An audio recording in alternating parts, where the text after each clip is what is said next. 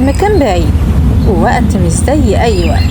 في بطلة صغيرة خيالها واسع وقلبها مليان شجاعة. هتبدأ رحلة جديدة مليانة مغامرات، أسرار وضحك كتير.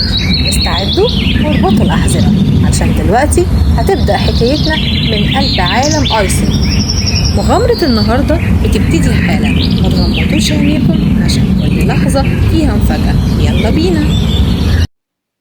كان يا مكان في بنت صغيرة اسمها آيسل، كانت بتحب المغامرة والضحك. وفي يوم حصلت لها حاجة غريبة جدا. آيسل كانت بتجري وسط الجنينة بتاعت بيت جدتها. ياه الجو جميل، أنا بحب بيت تيتا قوي. فجأة بتلاقي صندوق خشب جنب الشجرة. آيسل بفضول، ايه ده شكله قديم قوي. بتفتحه تلاقي المفتاح دهبي بينور. آيسل مندهشة، مفتاح ده شكله سحري. وتلاقي صوت الجدة من بعيد، آيسل العشاء جاهز يا حبيبتي.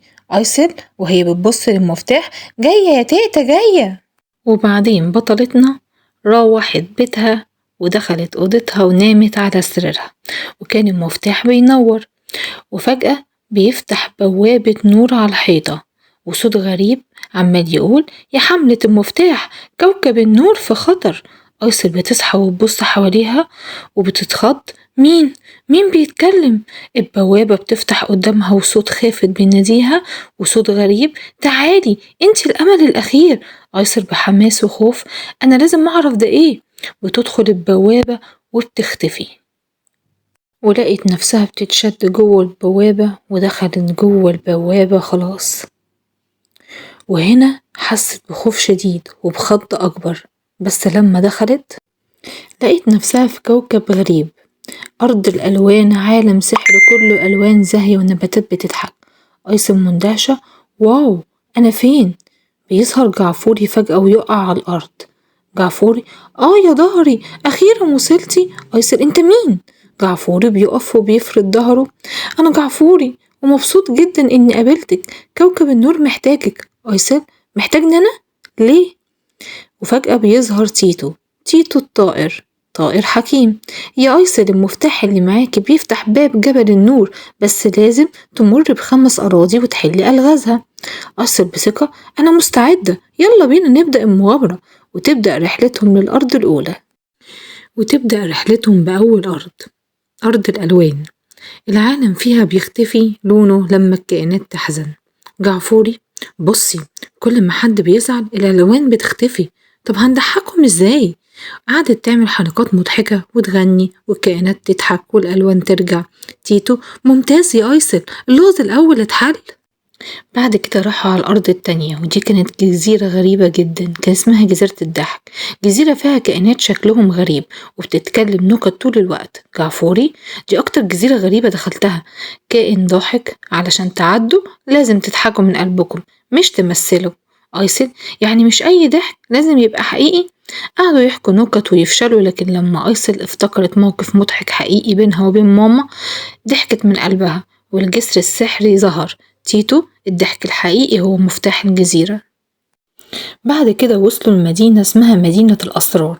المدينة دي كلها أبواب مغلقة وكل باب عليه لغز. أيسل، أنا بحب الألغاز، كل لغز له علاقة بالصدق والثقة والأمانة. أيسل، الحل هو إني أكون نفسي. الأبواب تفتح واحدة ورا التانية والمواطنين يخرجوا فرحانين. وفجأة بتظهر ميرا لأول مرة، أنا ميرا وكنت مستنياكي من زمان. أيسل، أنا كمان مستنياكي من أول الرحلة. بعد كده راحوا لغابة الذكريات. الغابة كلها مليانة شجر عليه ذكريات من حياة أيسل. أيسل بتلمس الشجرة، دي أول مرة رحت فيها المدرسة، وتشوف مشهد هي وماما وتدمع عينيها. أيسل، أنا اشتقت لماما.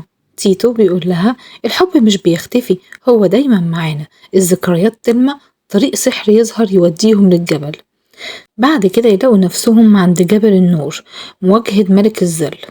الجو كان مظلم وملك الظل بيظهر بشكله مهيب اللي بيخوف. ملك الظل، المفتاح ليا، اديهولي يا بنت.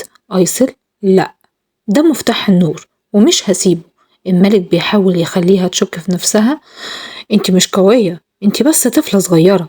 أيسل، يمكن أكون صغيرة بس جوايا نور كبير. بتستخدم المفتاح ونور قوي بيخرج منه يهزم ملك الظل والكوكب ينور من تاني.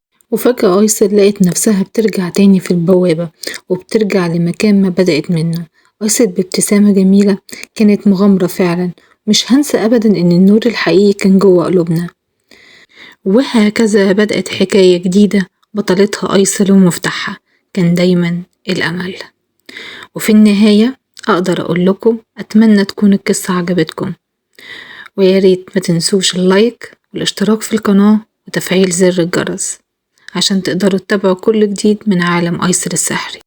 وأخيرا أقول لكم مع السلامة، وأشوف وشكم بخير في مغامرة جديدة من مغامرات وحكاية من حكايات أيسل. مع السلامة.